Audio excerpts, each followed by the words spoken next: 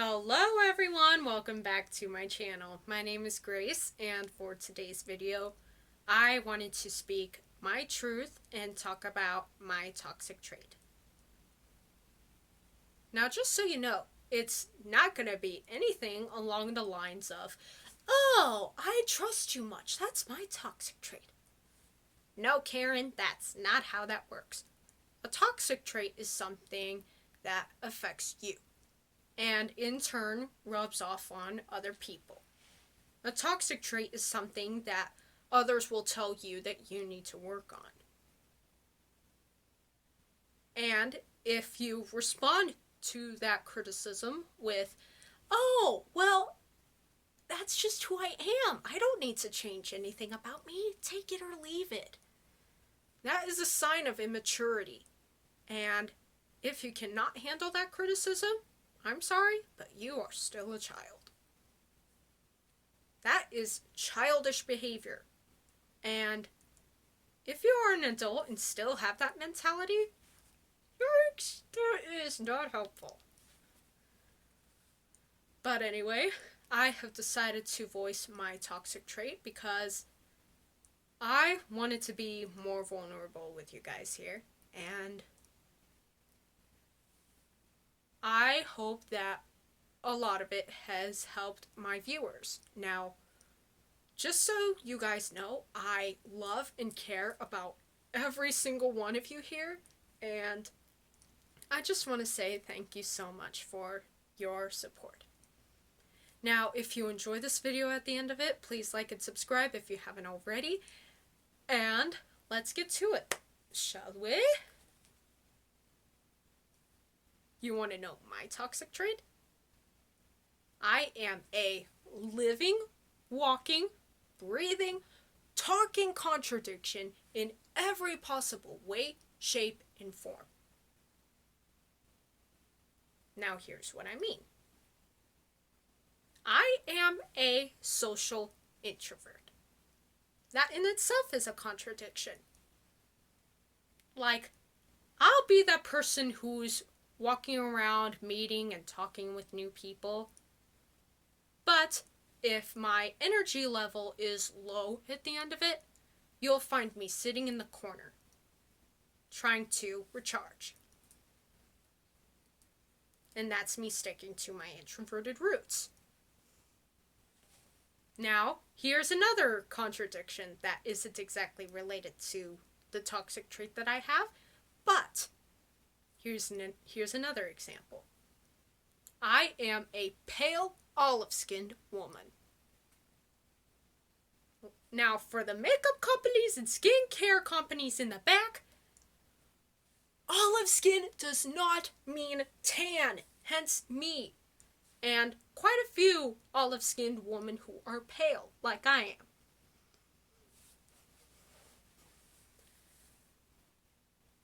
And I am a white person who says, "Man, that's white people stuff."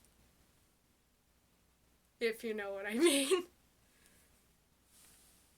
But anyway, here is some more in-depth context as to what I'm talking about. Like, I'll tell somebody that I love with my whole heart that I love them.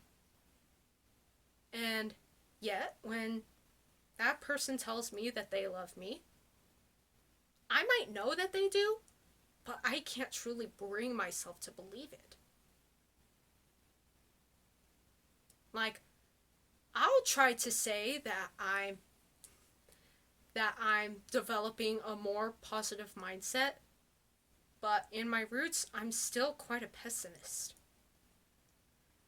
I'll still say, "Hey, the glass is full," or "the glass is half full," and yet I end up thinking to myself, is there even an end to this?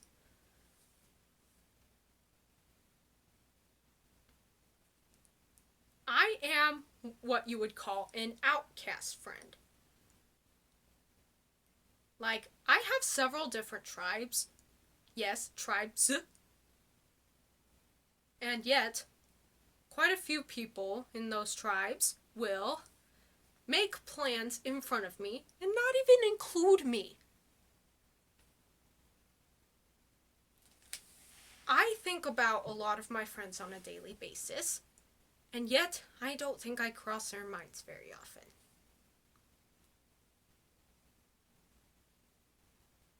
I might feel lonely, and yet I'll walk away from a conversation as soon as I feel that I am not welcome. Now, this is what I'm talking about when I just stated this example.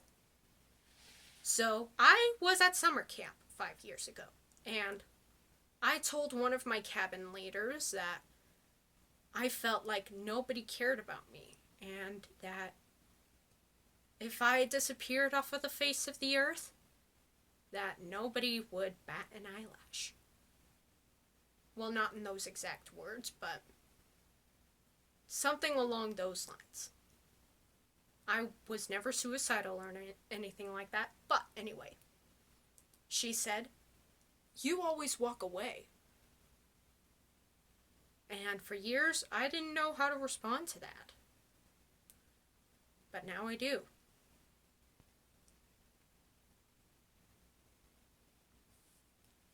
When I try to make friends with somebody, I truly want them to believe that I have good intentions with them, because I do. I'm a loyal person. I take stuff more personally, because when somebody takes advantage of me, I would never think of doing that stuff to them.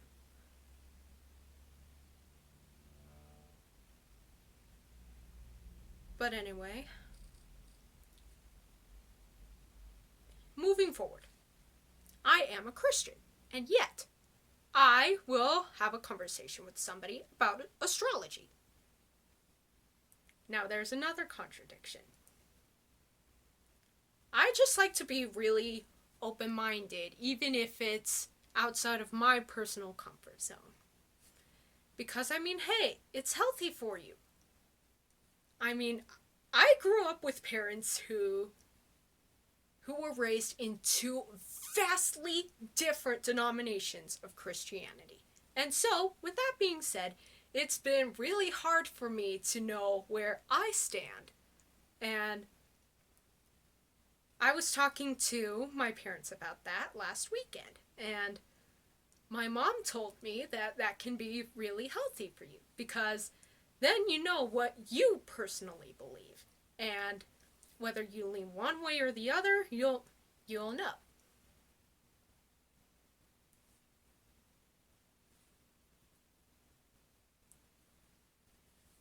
But anyway, I feel that there is at least one of you watching this video who feels or knows that they too are a living contradiction in whatever way, shape, or form. And I wanted to speak some truth to those of you who are watching as well. When somebody does something that they know would make me smile, I wonder if they truly plan on sticking with me for the long haul. But yet I would do anything to make them smile. Because I might be a difficult person to deal with. But I always want to see people in my squad happy. I could never be a hater, so, oh well.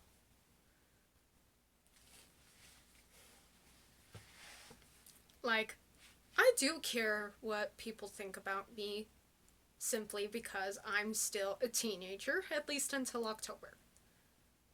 But when somebody makes it really clear that they couldn't give a rat's ass about me, sorry for the foul language, that's when I say, well, screw you too.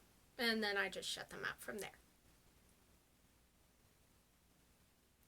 There are quite a few people that I follow on social media, even though I know they've picked on me and drug me through the mud in the past.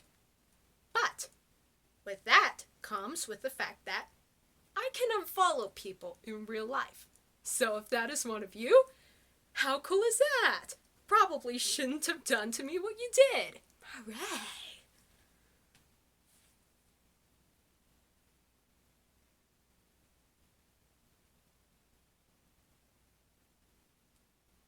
But anyway, I knew I was vastly different ever since I was a small child.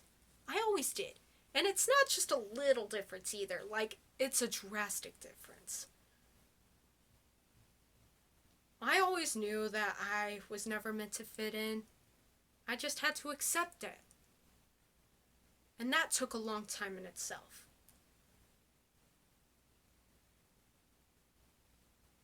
I grew to accept it in late middle school or early high school, and I had just learned to enjoy my own company. Now, about that toxic trait that I have, me being a living contradiction, when I tell when somebody meets me and they know I'm a loner, I'll tell them that I enjoy my solitude, which I do. But I haven't always enjoyed my own company. But it's because I've tried to blend in with the world before, and the more people I meet, the more people continue to disappoint me. That's just all there is to it.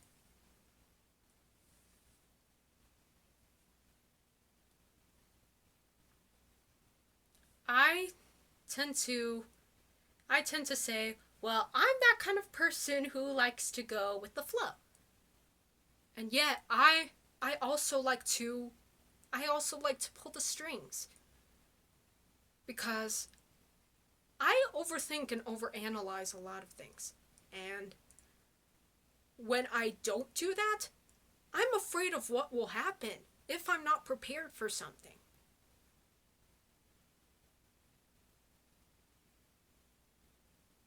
Like I said, I know I'm a difficult person to deal with. I know there are things about me that I need to change. When I was 5, I thought I knew everything. When I was 10, I thought I knew everything. When I was 15, I thought I knew everything. But now, I'm 19. And when I was 16, 17, I grew to accept the fact that, no, I don't know everything. And so I just opened up my mind a little more. And as somebody with a fixed mindset as I have, I'll truly say that I know that without change, you can never truly grow and prosper. And if you're that kind of person with a big ego who says, oh, there's nothing about me that I need to change, you can take it or leave it because that's who I am, you still have a lot more growing up to do. Now, you might have had a growth spurt, but in reality, in your mentality, no, you're still a child. So that's just all there is to it. Everybody has a toxic trait, and it's nothing along the lines of, oh, my toxic trait is that I trust too much, and so people will take advantage of me.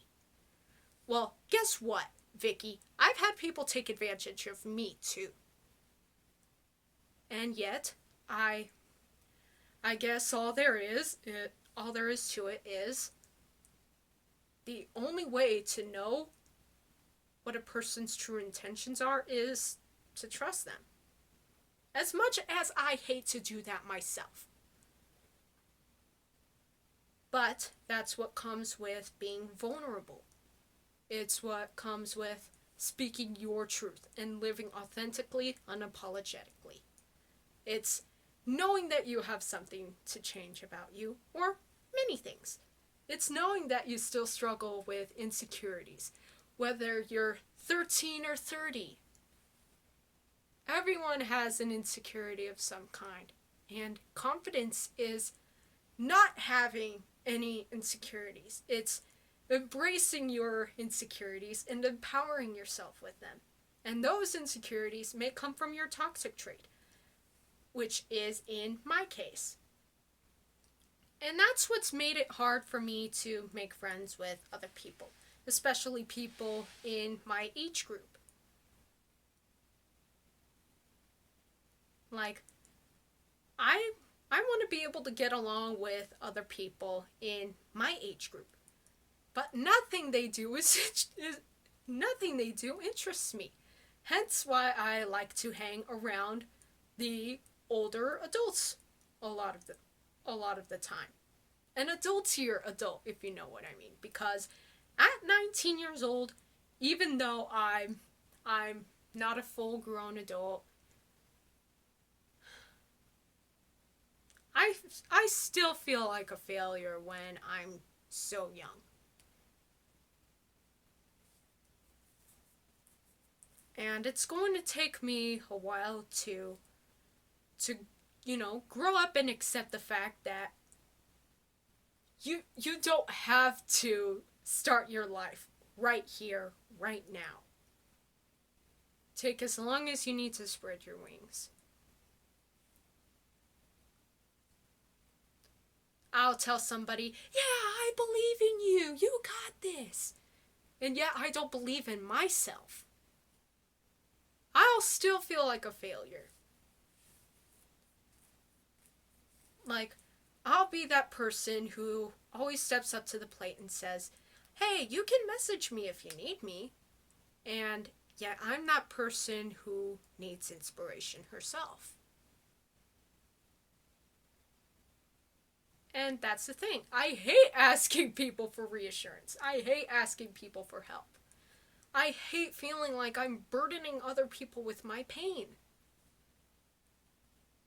Hence why I said earlier, I know I'm a hard person to deal with. And if you know me and truly plan on sticking by my side all the way through, I genuinely love and care about every single one of you. And I know that I've been taken advantage of. I've been betrayed.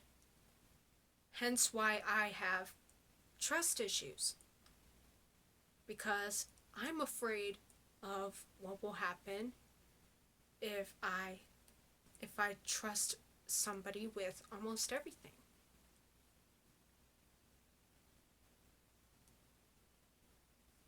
But I also know that no matter what, as long as I can pick myself back up, pretend I didn't get my stuff rocked, and just wipe my own tears and keep on walking, that I will make it through as long as I get up one more time than I fall.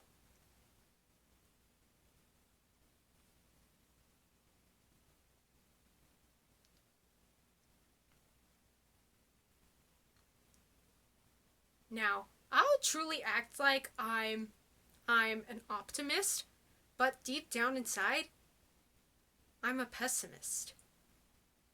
Like, I'll try to say to myself, the glass is half full.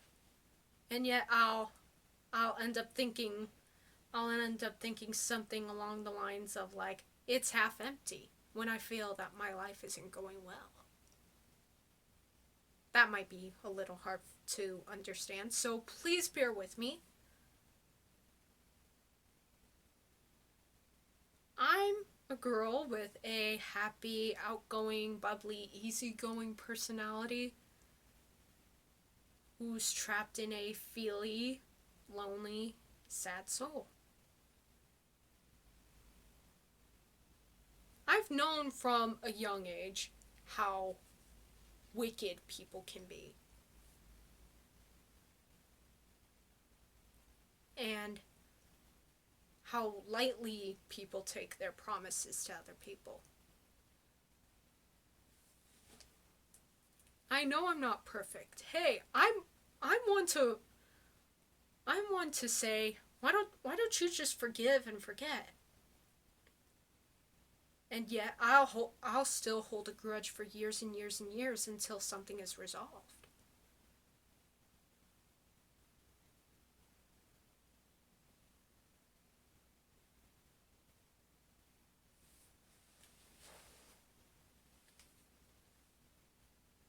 And if you're somebody who is like me, who feels that their life is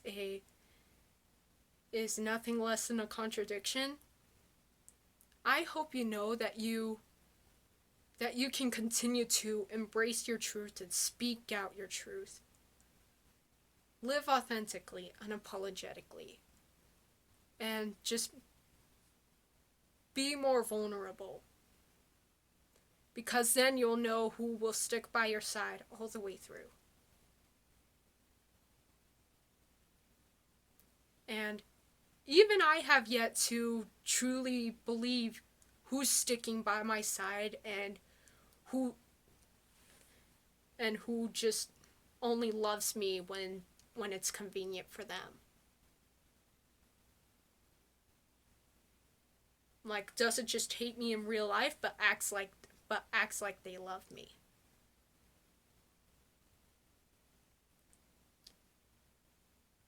But anyway, let's start the conversation. What is your toxic trait? And no, Karen, it cannot be anything along the lines of, "Oh, I just trust too much," or anything like that. But anyway, let's start the conversation. Let's help each other get through this quarantine together. Speaking of which, how are you doing? I would like to know. Anyway, if you enjoy videos like this, please like and subscribe, and just know that I love every single one of you. I care about every single one of you, and I just want you to know that I appreciate your support so much, and I will speak to you guys next time. Bye bye.